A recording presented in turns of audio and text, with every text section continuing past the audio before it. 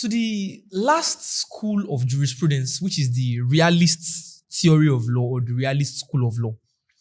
So the realist school of law was actually propounded by the like of Oliver Wendell Holmes, who likewise propounded the functional theory of law.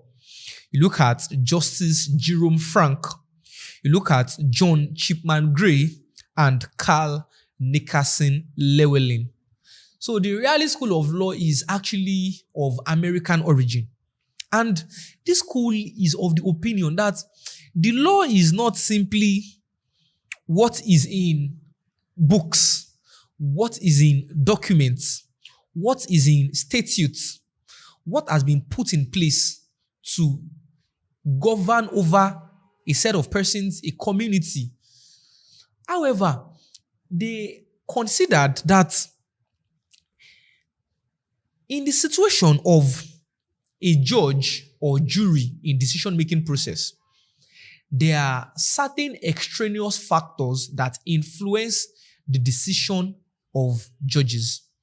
And these extraneous factors actually range or go as wide as exploring different ranges, which might be age, might be sex, might be wealth, it might be color, it might be tribe, it might be religious beliefs, etc., etc.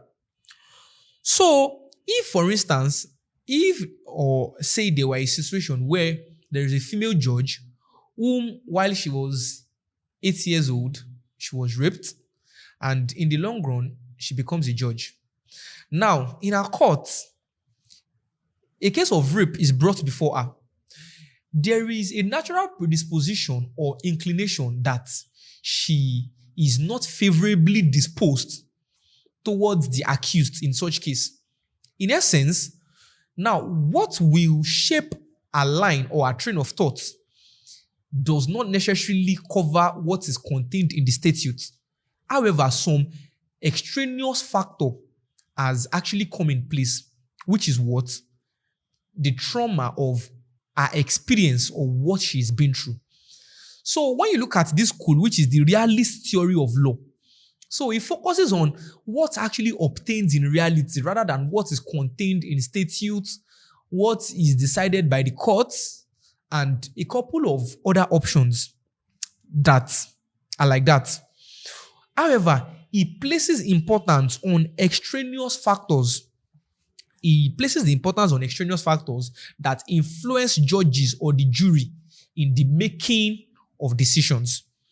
So, the particular aim of this school is to reform the judicial system. So, they are actually of the view that judges should constantly try their best in order to be objective in deciding a particular case.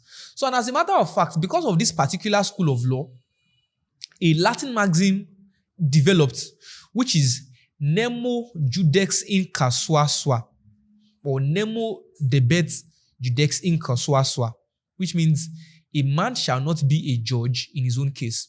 So, in a situation where a judge has personal affectation towards a particular case, most often than not, the judge will be rendered incapable of sitting on such cases. So the major aim of this particular school is to reform the judicial system as a whole, that instead of, letting extraneous factors, extrajudicial factors, affect the decisions of the judges or the jury. The judges or the jury should, however, be personally careful in ensuring that, irrespective of their personal biases, they are as objective as possible. So once again, the realist school, which is of American origin, put in place by Justice Jerome Frank, scholars like Oliver Wendell Holmes, Carl Nickerson Llewellyn, actually postulates that the law surpasses those things that we see in the statute. The law surpasses those wordings that are contained in a document. However, the judges or the jury, in making decisions, are sometimes affected by extrajudicial or extraneous factors. And these factors might range differently: sex, experience, religion, tribe, color. As a matter of fact, there is a probability that a black judge would be naturally predisposed towards a black man in a particular case. And this particular school is aimed at reforming the judicial process in the sense that it seeks to ensure that judges in delivering decisions are as objective as possible. So we've come to the end of our class on theories of law. I mean, the question that comes to mind now is, of all these 8 theories that have been explained, which theory is the best? And like I mentioned earlier on, according to the writer in Introduction to Nigerian Legal Method by Abiola Soni, in order to satisfactorily answer the question, what is law, one need to take a holistic look at jurisprudence. Jurisprudence is the study of legal philosophy. Since philosophy consists of one's belief or idea about a thing, then the full answer to the initial question, what is law, can be answered by examining the beliefs of eminent jurists to see what they have perceived the law to be. Now, it is very important for you to note that this different school of law are insulated with perspectival conceptions.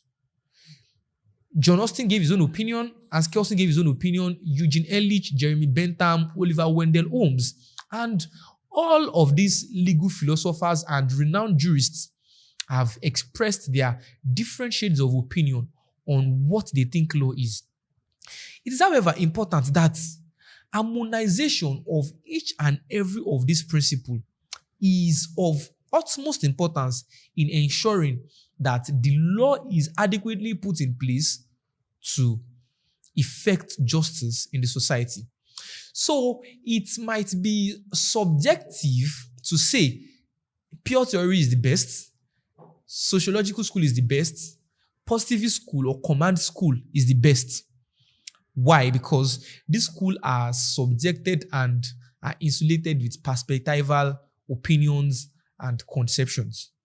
It is, however, very necessary to explore each and every of these schools in order to holistically appreciate the concept of law. Thank you.